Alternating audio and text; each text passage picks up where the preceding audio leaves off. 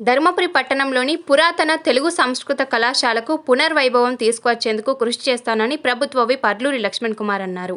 జగిత్యాల జిల్లా ధర్మపురి పట్టణంలోని లక్ష్మీ నరసింహ సంస్కృత కళాశాలను శనివారం విద్యాశాఖ ఆర్జేడీ యాదగిరితో కలిసి పరిశీలించారు. ఈ సందర్భంగా విప్ మాట్లాడుతూ గత ప్రభుత్వ పాలకుల నిర్లక్ష్యంతో ఎంతో చరిత్ర ఉన్న కళాశాల మూతపడిందని విమర్శించారు. కళాశాలలో ఖాళీగా ఉన్న టీచింగ్, నాన్ టీచింగ్ స్టాఫ్ పోస్టులను భర్తీ చేయాలని సీఎం దృష్టికి తీసుకెళ్లామని తెలిపారు. త్వరలో అవుట్ సోర్సింగ్ పద్ధతిలో పోస్టులను భర్తీ చేసి అడ్మిషన్ ప్రక్రియ ప్రారంభించనున్నట్టు తెలిపారు. శ్రీ లక్ష్మీ నరసింహస్వామి సంస్కృత కళాశాలకు సంబంధించినటువంటి గత కొన్ని సంవత్సరాలకెళ్ళి ఇక టీచింగ్ స్టాఫ్ లేక గత ప్రభుత్వంలో తీసుకున్నటువంటి నిర్ణయాల వల్ల ఈ కళాశాల మూసివేయబడ్డది. ఈ యొక్క కళాశాలను తెరిపించేందుకు శాఖ మాత్యులు మరి ఇక్కడ ధర్మపురి ప్రజల యొక్క నరసింహస్వామి యొక్క దయతో మీ శాసనసభ్యుడిగా గవర్నమెంట్ విప్గా నేరుగా నేను శ్రీధర్ బాబు గారి లెటర్ ప్యాడ్ మీద నా లెటర్ హెడ్ మీద ముఖ్యమంత్రి గారికి ఇవ్వడం జరిగింది.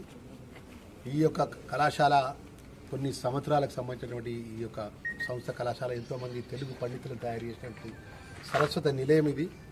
ఈ నిలయాన్ని తిరిగి పునఃప్రారంభించాలంటే అవుట్ సోర్సింగ్ ద్వారా ఇప్పుడు తక్షణమే వారికి శాలరీస్ ఇచ్చి టీచింగ్ స్టాఫ్ అలాట్మెంట్ చేస్తే ప్రభుత్వం ఏదైతే ఉందో దాంట్లో ఆన్లైన్లో ఇది క్లియర్గా కాలేజీ ఉన్నట్టు చూపెట్టడం జరుగుతుంది. గత కొన్ని సంవత్సరాల నుంచి టీచింగ్ స్టార్ట్ చేయలేక అడ్మిషన్స్ కావట్లేదు. ఒక ప్రిన్సిపాల్ ఒక్కడే ఉన్నాడు ఇక్కడ నామమాత్రంగా. బిల్డింగ్ ఉంది, మంచి బిల్డింగ్ ఉంది ఇక్కడ. ఈ ప్రాంతానికి సంబంధించినటువంటి ఈ లక్ష్మీనరసింహస్వామి కళాశాల విషయంలో కూడా సాధ్యమంత తొందరగా గవర్నమెంట్ నుంచి జియో తెప్పించి ఈ అకాడమీ ఇయర్లో పట్టిన అడ్మిషన్ వచ్చే విధంగా నా వంతు ప్రయత్నంలో కూడా నేను ముందు మా ముఖ్యమంత్రి గారు కానీ ఎడ్యుకేషన్ డిపార్ట్మెంట్ సంబంధించిన ఐఆర్ ఆఫీసర్ దృష్టికి తీసుకెళ్తా. ఇక్కడ తెలుగు పండితులు చదువుకొని ఎంతోమంది గోల్డ్ మెడల్ సాధించినారు. రాష్ట్రంలో దేశంలో అత్యంతమైన పేరు వచ్చినటువంటి ఈ కళాశాల, మరి ఈ కళాశాల తెలంగాణ వచ్చిన తర్వాత తెలంగాణ రాష్ట్ర ప్రభుత్వంలో ఇది ఈ విధంగా ఉన్నదంటే మాకు ఎమ్మెల్యే అయినాక మా దృష్టికి వస్తే మేమే బాధపడ్డాం.